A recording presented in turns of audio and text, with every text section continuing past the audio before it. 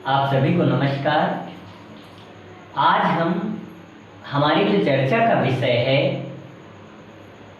वो है मांग का नियम। यानी कि मांग का मतलब है डिमांड का मतलब है मांग। मतलब सेम एक ही बातें हैं दोनों में, चाहे डिमांड अंग्रेजी शब्द है और मांग हिंदी शब्द है। तो आज हम मांग के नियम पर थोड़ी सी चर्चा करेंगे। मांग है क्या?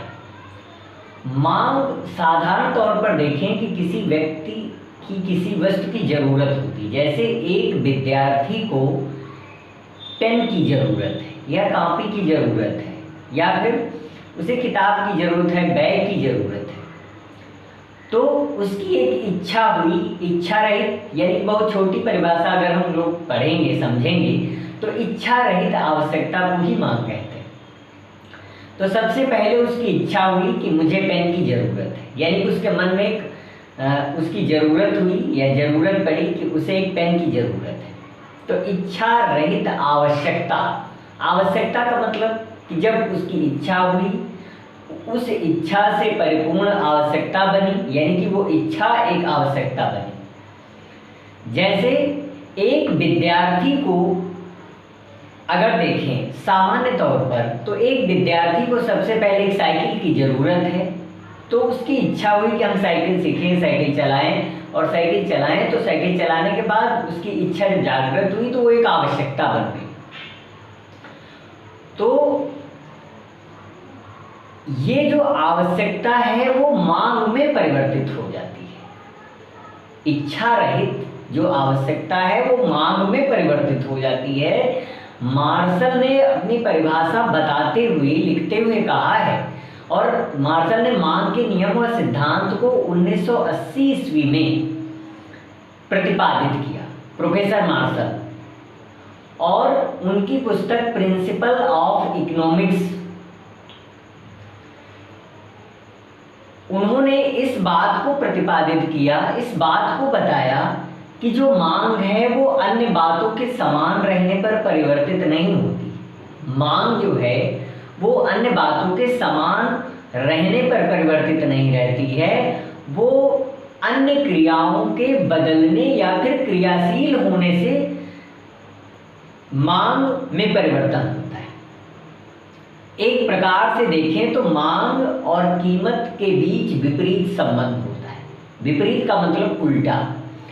अब विपरीत संबंध से अभिप्राय है कि जब कीमत बढ़ेगी, किसी वस्तु की आप देख लें, कीमत बढ़ेगी तो उसकी मांग घटेगी, और ज्यों ही कीमत कम होगी त्यों ही उसकी मांग में वृद्धि होना शुरू हो जाएगी।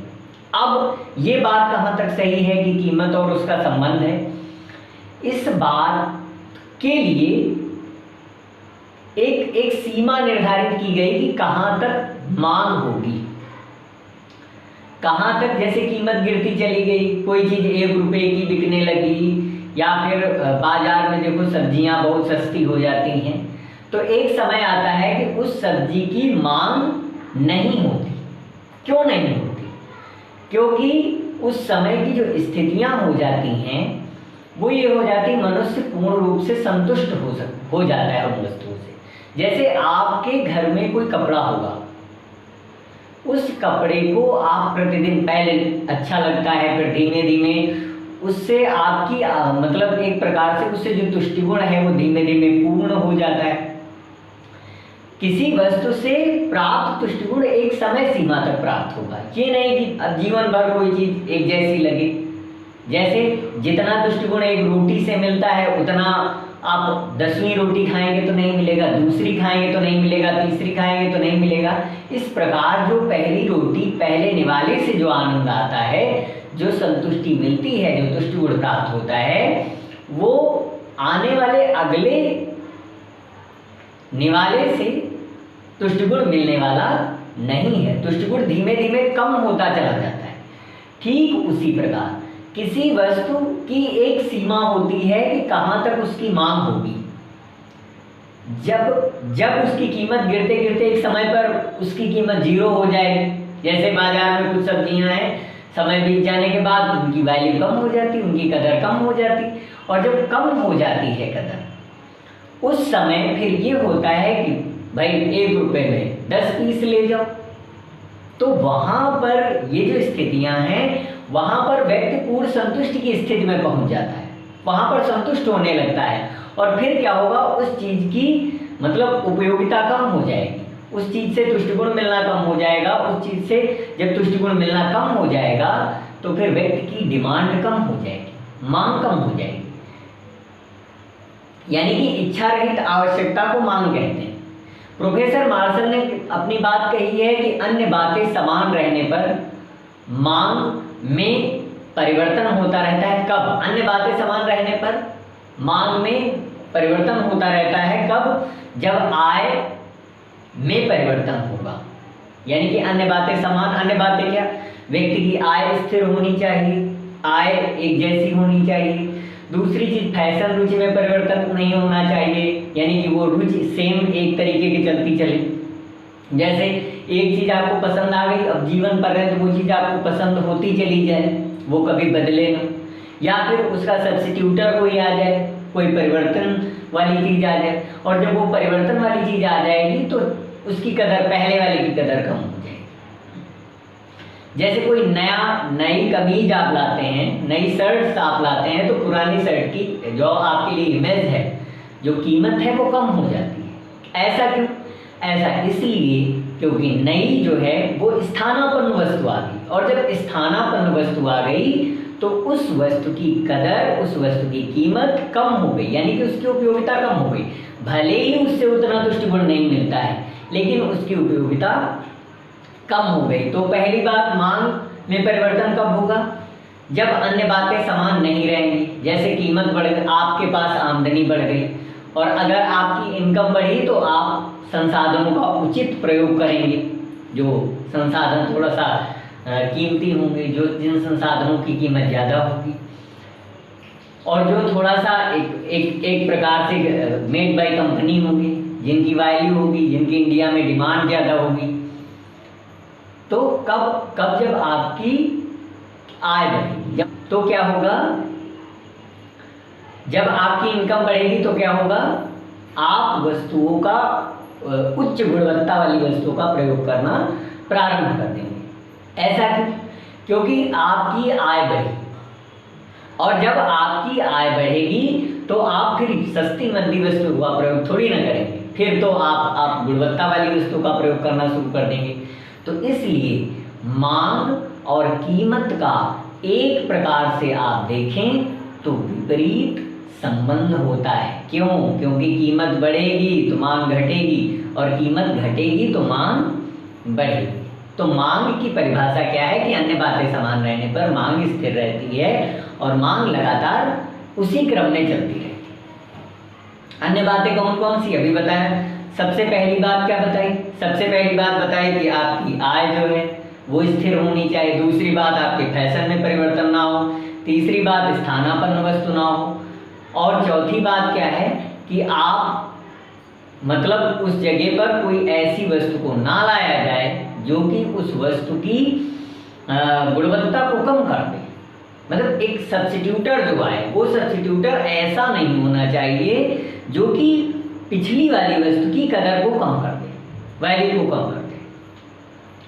तो मांग का मतलब क्या है कि किसी वस्तु की माल या कीमत, किसी वस्तु की कीमत, मांग मतलब किसी वस्तु की आवश्यकता कीमत पर आधारित है, और जब उसकी आवश्यकता होगी तो उस वस्तु की मांग होगी। यानी कि इच्छा रहित आवश्यकता को मांग कहते हैं। बहुत छोटी सी परिभाषा हम बता रहे हैं, इस परिभाषा के माध्यम से आप समझने का प्रयास करें।